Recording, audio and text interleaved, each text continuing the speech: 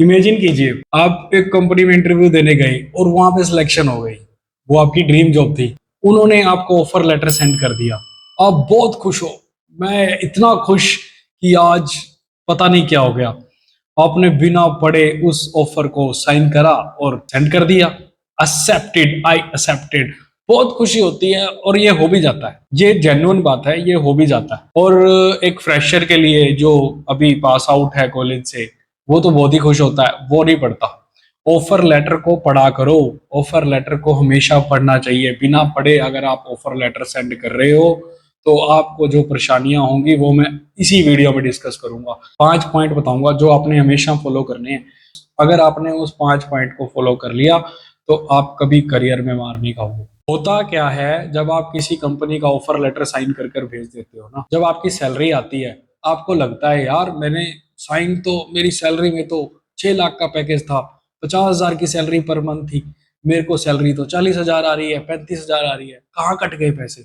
या मेरी लोकेशन तो बैंगलोर थी, पुणे थी, मुझे उठा के गुड़गांव डाल दिया। यार वो साउथ का बंदा यहाँ पे नॉर्थ में आएगा, कैसे एडजस्ट करेगा। ये चीज पढ़ो। आपके ऑफर लेटर में सारी चीजें मेंशन होती हैं।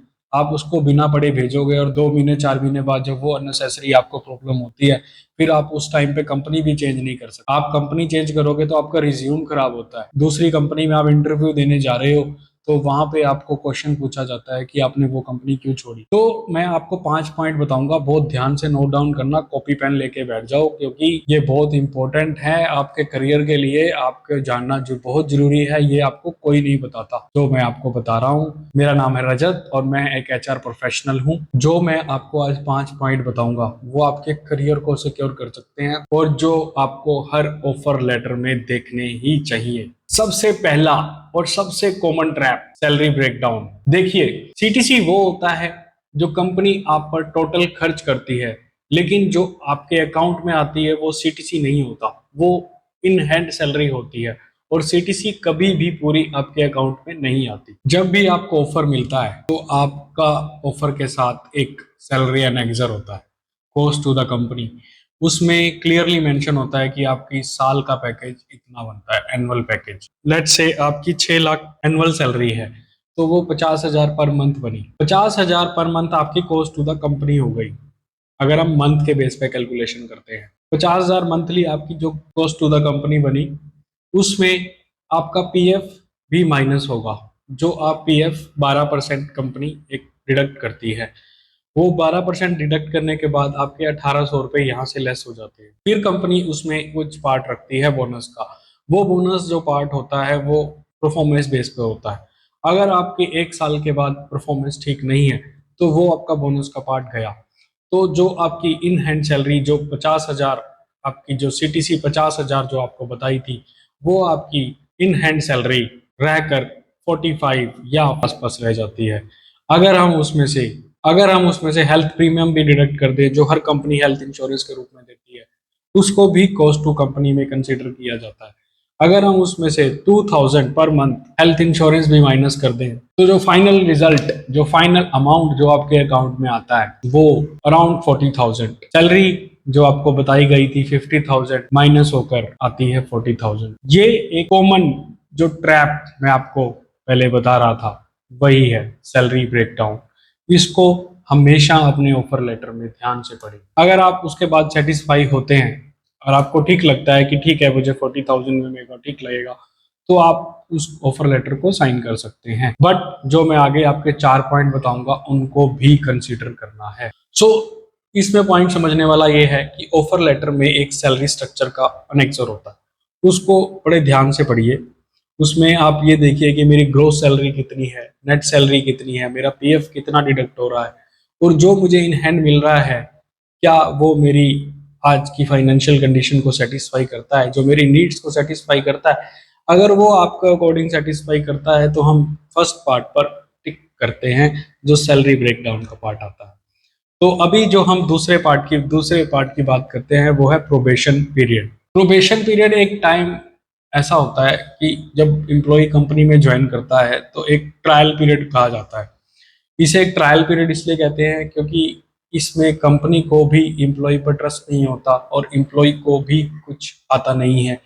उसको कोई टेक्निकल और प्रोफेशनल नॉलेज नहीं होती, तो वो भी एक ट्रायल पीरियड होता है, क्योंकि वो भी सीखेगा, वो लर्न करेगा, तभी वो अपना एक रोड मैप उस कंपनी में सोच सकता है। तो इसे एक ट्रायल पीरियड के रूप में लिया जाता है। लेट्स से रमेश एक स्टार्टअप कंपनी में गया, ऑफर लेटर में 6 मंथ्स का प्रोबेशन पीरियड लिखा था। उसी 6 मंथ्स प्रोबेशन पीरियड के दौरान कंपनी ने पाया कि रमेश हमारी परफॉर्मेंस के अकॉर्डिंग फिट नहीं है। तो रिजल्ट क्या रहा? कंपनी ने उसको 7 दिन का नोटिस दिया और उसको रिलीज कर दिया। अगर किसी की परफॉर्मेंस या उसका कोई मिसबिहेव ऐसा रहा जो प्रोबेशन पीरियड के दौरान पाया गया, उसका रिव्यू किया गया, तो उसको सेम डे भी कंपनी टर्मिनेट कर सकती है, उसको रिलीज कर सकती है कंपनी। और भी कुछ बेनिफिट्स होते हैं जो company initially during probation period नहीं देती, जैसे बोनस, इंक्रीमेंट, प्रमोशन।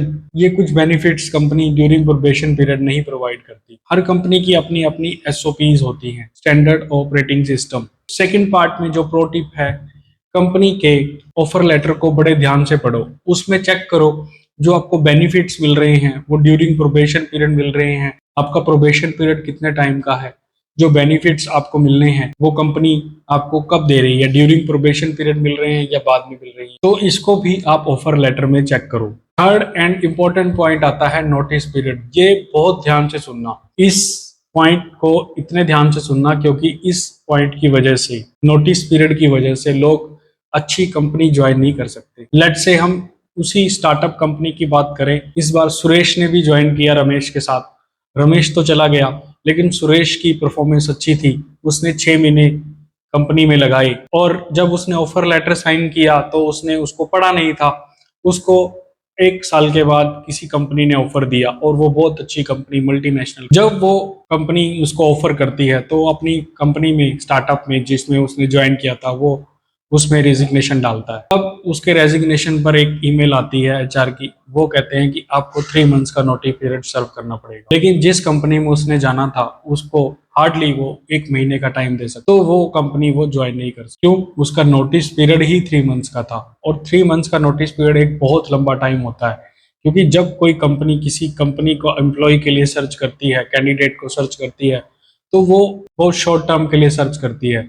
उनको अपनी कंपनी में नीड होती है कि जो हमारी कंपनी में जल्दी ज्वाइन कर सके और हमारे जो टास्क हैं उनको संभाल सके। नोटिस पीरियड का जो एक लेंथ का इंडस्ट्री वाइज स्टैंडर्ड होता है, मैं आपको पॉइंट्स बता देता हूँ। कुछ कंपनीज में ये 2-3 मंथ्स का होता है, कुछ कंपनी में 15 डेज का भी होता है, 1 मंथ का भी होता है, बट ये सीनियरिटी वाइज भी डिपेंड करता है। अगर कोई अच्छी पोजीशन पर है, मैनेजर या अपर मैनेजर लेवल पर है, तो उसका 2 to 3 मंथ्स का नोटिस पीरियड होता है। तो ये सब आपके ऑफर लेटर में मेंशन होता है। जैसे ही आप अपना पोजीशन इंक्रीज करते हो, आपको कंपनी में ग्रोथ होती है, तो जो आपको इंक्रीमेंट लेटर मिलता है उसमें भी मेंशन होता है कि आपका नोटिस कितने टाइम का इंक्रीज हो गया है। जो पहले 1 मंथ का था, अगर आप अपर मैनेजर लेवल पे चले गए हैं तो आपका 2 मंथ्स का, 3 मंथ्स का भी हो सकता है। तो जब भी आप कंपनी में ऑफर लेटर साइन कर रहे हैं, उसका नोटिस पीरियड भी जरूर से चेक करें। चौथा पॉइंट आता है बेनिफिट्स एंड पर्क्स। कभी कभी सैलरी हाई होती है और पर्क्स वीक होते हैं, और कभी कभी पर्क्स इतने हाई होते हैं कि सैलरी का जो गैप होता है उसको कवर कर देते हैं। इसको एक एग्जांपल से समझते हैं। एक कंपनी में एक एम्प्लॉय की सैलरी 45,000 के आसपास थी। उसका free medical insurance for family 15,000 per month की वैल्यू का था। Annual travel allowance, training budget 50,000 के थे। एक दूसरी कंपनी में 50,000 सैलरी थी, लेकिन कोई इंश्योरेंस, ट्रेनिंग या बोनस नहीं था। गैस करो किस की जॉब लॉन्ग टर्म में ज्यादा वैल्यू देगी? ऑफ कोर्स पहले वाले की। तो जो प्रो टिप आपको इससे समझ आती है, ऑफर लेटर में सैलरी भी चेक कर रहे हैं तो बेनिफिट्स एंड पर्क्स को भी इग्नोर मत करो। हाँ, ये हो सकता है कि आपको वो 6 महीने के बाद या प्रोबेशन पीरियड के बाद लागू हो, बट उनको पढ़ो। आपको लगता है कि मैं कंपनी में लॉन्ग टर्म उस कंपनी में जाना चाहता हूँ, तो उसको जरूर से पढ़ो, उसको वैल्यू दो, क्योंकि आपके ऑफर लेटर की एक एक लाइन बहुत इंपॉर्टेंट होती है, उसको ध्यान से पढ़ना चाहिए। पांचवा और last, job role and location. ये एक बहुत ही कॉमन फैक्टर है जो आप डे टू डे लाइफ में अपनी जॉब्स में देखते होंगे कि आपको एक जॉब टाइटल जो आपका ऑफर लेटर में लिखा था उसमें मैनेजर था, बट एक्चुअल में जो आप काम कर रहे हो वो डाटा एंट्री का काम कर रहे हो, या एडमिन का काम कर रहे हो, या अपने ओनर का पर्सनल काम कर रहे हो।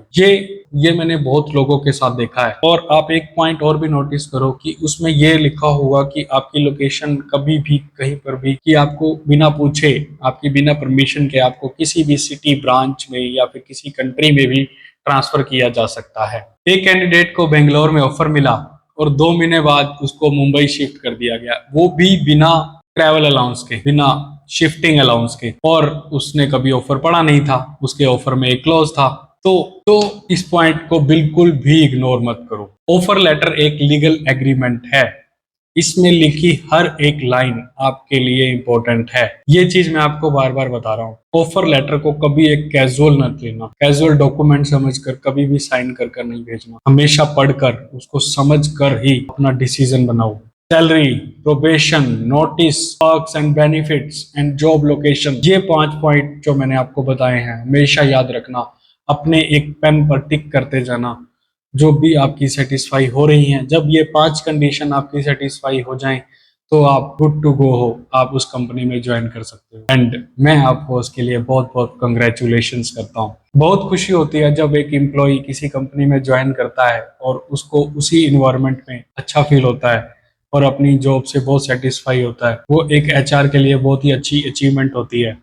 तो हमेशा ये 5 चीजें ध्यान में रखना, जिससे आप अननेसेसरी सरप्राइज होने से बच जाओगे। ऐसी और वीडियोस मैं आपके लिए लाता रहूंगा। बीइंग एचआर मेरी ये ड्यूटी बनती है कि मैं आपके सामने ऐसी वीडियोस लाऊं जिसपे आपको थोड़ी नॉलेज मिले, जो आपको एक्सटर्नल कोई नहीं देगा। कहीं आपको इस तरह की वैल्यू प्रोवाइड नहीं होगी। मैं हर वीक कोशिश करूंगा कि आपको इस तरह का वैल्यूएबल इंफॉर्मेशन शेयर करूं, जो आपके करियर को एक स्ट्रॉन्ग एज दे सके। अगर आपको ये वीडियो हेल्पफुल लगा तो शेयर करें, अपने फ्रेंड्स को भी भेजें जो नई जॉब ढूंढ रहे हैं या फिर किसी जॉब के लिए इंटरव्यू की प्रिपरेशन कर रहे हैं। इस चैनल पर मैं इंटरव्यूज के बारे में भी बताऊंगा कि इंटरव्यूज में एचआर आपके क्या नोटिस करता है, कैसे आप एचआर से बात करें, कैसे आप इंटरव्यूज में जा रहे हैं, टेक्निकल नॉलेज क्या क्या होनी चाहिए किस फील्ड के लिए। Currently I am in HR as a HR manager in IT company, तो मुझे बहुत सी नॉलेज है। मैंने डिफरेंट सेक्टर्स में काम किया है, जैसे फार्मा में, फाइनेंशियल सेक्टर में और भी कई सेक्टर्स में, जैसे मैं अभी आईटी में काम कर रहा हूँ, तो मुझे बहुत नॉलेज है। तो अगर आपको ये वीडियो हेल्पफुल लगा तो प्लीज मेरे चैनल को सब्सक्राइब कीजिए और ये वैल्यूएबल इन्फॉर्मेशन अपने सभी फ्रेंड्स को, फैमिली मेंबर्स को शेयर कीजिए। थैंक यू, मिलते हैं नेक्स्ट वीडियो में।